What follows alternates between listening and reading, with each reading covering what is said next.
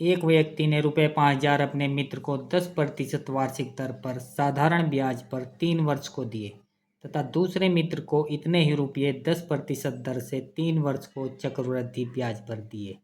दोनों का कितना अंतर होगा? यदि हम यहाँ पर साधारण ब्याज और चक्रवृद्धि ब्याज अलग अलग निकालते हैं और फिर उनका अंतर निकालते हैं तो क्वेश्चन थोड़ा सा बड़ा हो जाता है और समय भी ज़्यादा लगता है। तो इसको कुछ आसान बनाते हैं जिससे कम समय में इसको किया जा सके और कम कैलकुलेशन में किया जा सके। तो मूलधन तो दोनों ब्याजों में यहाँ पर बराबर ही रहेगा, तो सीधा मिश्रधन किस तरह से निकालते हैं। मूलधन दिया है यहाँ पर हमको 5,000, तो 5,000 को बाहर हम कॉमन ले लेते हैं और मिश्रधन जब निकालते हैं तो करते हैं मूलधन गुणा 1 + दर बटे 100। तो मूलधन तो हमने यहाँ पर बाहर ले लिया है, 1 + दर बटे 100 करते हैं तो दर सीधा 100 में जुड़ जाता है तो हो जाता है 110 और बटा 100। ये पहले साल का ब्याज हो गया। ये 3 साल तक करना है तो गुणा 110 और बटा 100 और फिर 110 और बटा 100।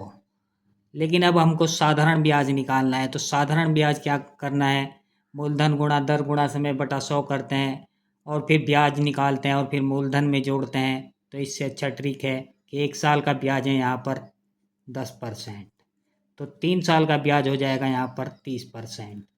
अब 30% निकालेंगे पहले मूलधन का फिर जोड़ेंगे नहीं, यहाँ सीधा इसको प्रतिशत को ही 100 में जोड़ देते हैं तो ये हो जाएगा 130%। तो मूलधन तो हमने बाहर ले लिया है, सीधा इसका 130% निकालते हैं गुणा 130 और बटा 100। अब ये इनका चक्रवृद्धि ब्याज का और साधारण ब्याज का अंतर होगा। तो 5,000 और इसका कैलकुलेशन कर देते हैं, 1 0 से 1 0 2 0 गया। अब ये 11 की गुणा 121 होती है और 11 की फिर करते हैं तो आता है 1331।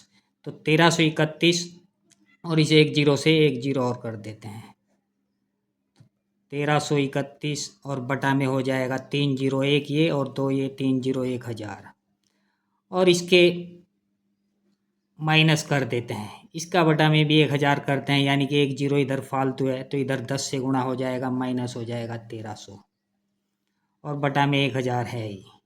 तो अब 1000 के 3 0 से 5,000 का 3 0 गया, तो 1331 में से 1300 जाएगा तो बचेगा 31। 31 की यहाँ पर हमको 5 में गुणा करनी है, 31 पंजे कितना हो जाएगा, 30 पंजे 150 है, 1 पंजे 5, तो आ गया 155।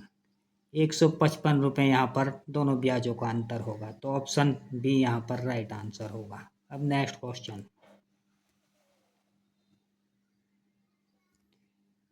एक शहर की जनसंख्या 20,000 है। प्रथम वर्ष में इस जनसंख्या में 10% की वृद्धि होती है, द्वितीय वर्ष में 15% की वृद्धि हुई, उसके बाद 300 व्यक्ति किसी अन्य शहर चले गए, तो वर्तमान में शहर की जनसंख्या कितनी है। अब ये जो जनसंख्या बढ़ती है या घटती है यह चक्रवृद्धि ब्याज की तरह बढ़ती है। इसमें साधारण ब्याज वाला फॉर्मूला कभी ना लगाएं कि 15 और 10 दोनों को जोड़ दें और 25% बढ़ जाएगा उसको निकाल दें। इसको चक्रवृद्धि ब्याज की तरह निकालते हैं दर। तो यहाँ पर 20,000 है, जैसे जनसंख्या यहाँ पर 20,000 है, तो पहले वर्ष जनसंख्या कितनी बढ़ रही है 10%, तो गुणा में हो जाएगा 110 बटा 100 और दूसरे वर्ष बढ़ रही है 15%, तो हो जाएगा 115 और बटा 100।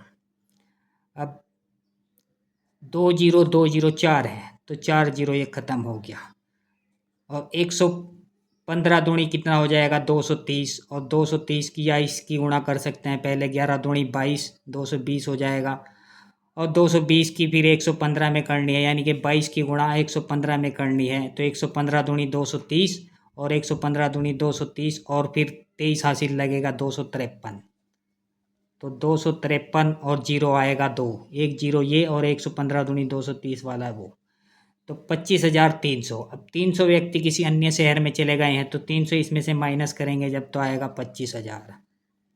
तो शहर की वर्तमान में जनसंख्या हो गई 25,000, ऑप्शन बी यहाँ पर राइट आंसर होगा।